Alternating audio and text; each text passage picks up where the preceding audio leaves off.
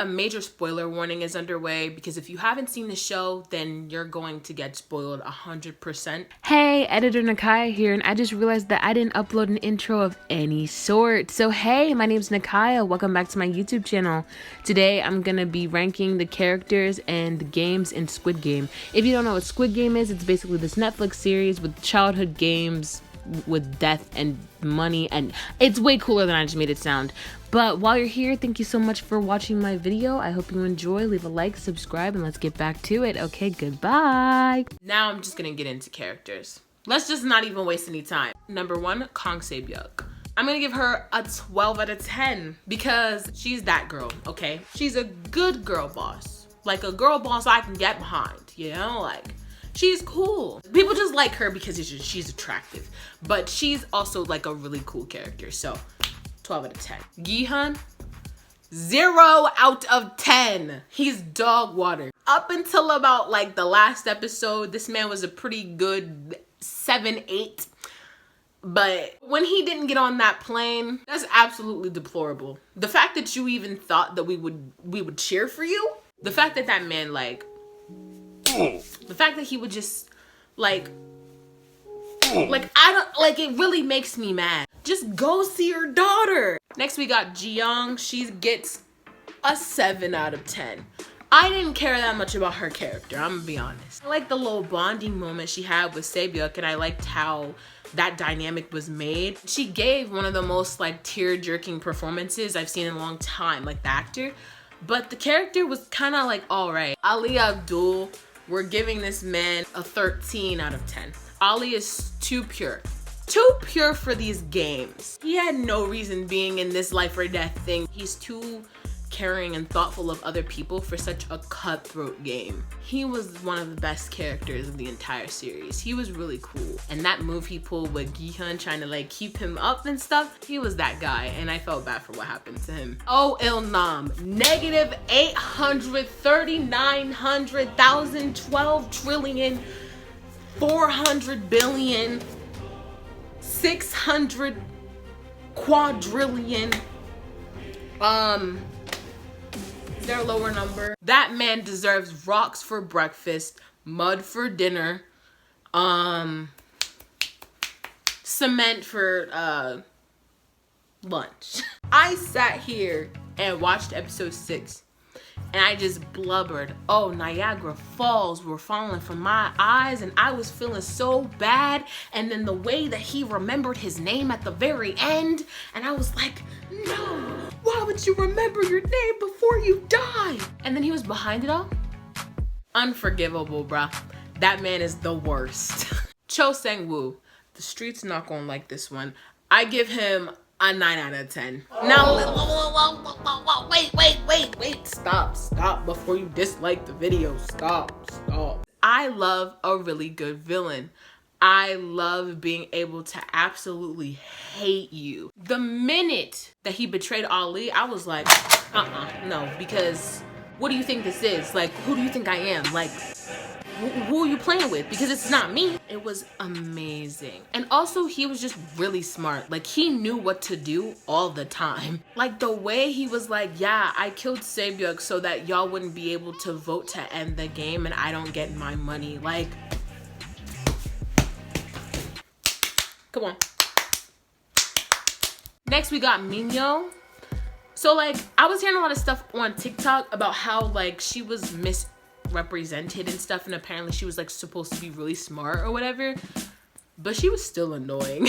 Like, smart people are also annoying, you know? I don't know. I watched Squid Game 2 times over, once with the sub and once with the dub, just to see the differences. And I mean, the translation in both was pretty much the same. One thing I did like about her was that she did keep the plot moving, and she had my favorite like death of the show, where she pulls Doksu through the glass. That was a really good scene. If you betray me, I'll kill you. And then he betrayed her, she killed him. It was full circle. Next we got Hwang Chuno.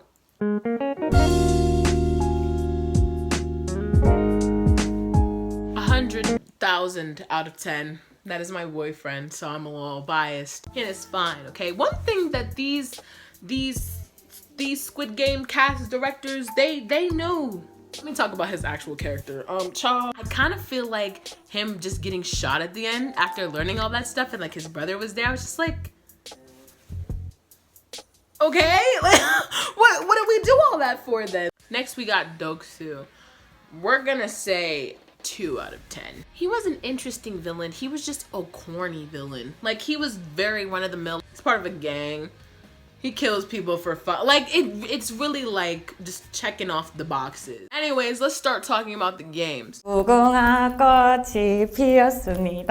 when it comes to red light, green light, it kind of depends, because you're really at mercy of other people. Like if the machine just registers you moving because someone runs into you or knocks you down, like that's it. So outside of that, I think I'll be fine. With my kind of luck, my leg is gonna randomly get itchy, but outside of that, it should be fine. An 8 in terms of how easy it is to win, because it's just like literally just don't move, and I think that you'll be fine. I also think that I would be fine, so that done deal. That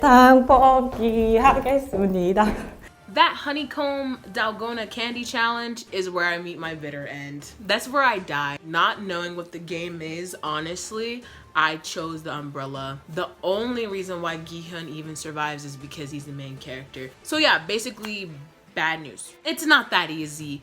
It really depends on the shape you get, but even with that, it's still pretty unpredictable. Some shapes are gonna be easier than others, but like the game itself is honestly going to be hard. Nah, I'm not surviving that. But by some miracle, if I get the common sense to know to lick the candy or whatever, then this next game I am certainly not surviving. That little special game where you basically just able to kill everybody throughout the night, I am goners. You don't understand, like, because I even thought like, oh, you could just hide under a bed, but then them beds went tumbling. No. I'm not gonna survive through that. I feel like there's not many people who would survive that either. I'm gonna give this one a good 6, because majority of those players were saved by the bell, literally. The only reason that they survived was because they pulled the plug on the game. And you could be lucky enough to be one of those people. Or maybe you're just like some connoisseur when it comes to bed frames or something, but hey, you know, I'm not judging, but that's the only way you will really survive that one. But it is survivable, so. Next we got tug of war, and it really just depends. It depends who your team is. It depends how strong you are. In terms of me, I honestly think that I can win this one, only because I've played a lot of tug of war games in my life, and I've never been on the losing team. My team, y'all better be pulling like your lives depend on it. Because it do. Because it do. Next game is the marbles, right? Where you have to like go against your partner. This game, I'm gonna give a 10. Because you can survive it 100%. You literally pick the game. Like, just pick a game that you're good at and win. Like, I understand there's a lot of like emotional ante and stuff like that, and I know that realistically I'm gonna pick a partner that's like my best friend because I don't know that I'm gonna go against them or whatever, but I don't know you. Didn't I just meet you like 3 days ago? You think I'm gonna give you my life?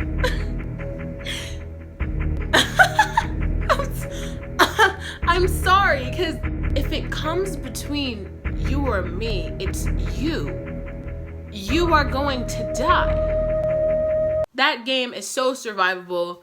It literally does not matter the morale or whatever. It's about living, and we're going to live. 징검다리 건널까 말까 건널까 말까. So next up, we got the stepping stones. When I was first watching it, I would have picked one of the numbers in the middle. I'm not living through that. And you aren't either, be honest. The only reason there's any plot after this game, the writers. I'm giving this game, in terms of how much I like it, a 10. As much as a survival thing, a 0. A 0. 0. You're not surviving that game. I'm sorry. I hate to break it to you. I hate to be the one. That one guy even did the math. The last game, Squid Game, where you're fighting to the death. I don't know how to play Squid Game, so I'm assuming that we're gonna fight it out like Gi-hyun and Sang-woo did. And I'm gonna say that in terms of survivability, you could live through it, or you could both die, or you can make it through and you're just like kind of injured a little bit. Not too bad though. I don't know if I would be able to get stabbed in the hand like that and then try to let the other party live. I would try my hardest. It really just depends who you're paired against. And if I'm paired against saying, well, I'm dying immediately. In terms of Squid Game itself, the ending wasn't where I wanted it, but everything else was perfect. Like, I loved the aesthetic. Had some weird music choices, I'll be honest.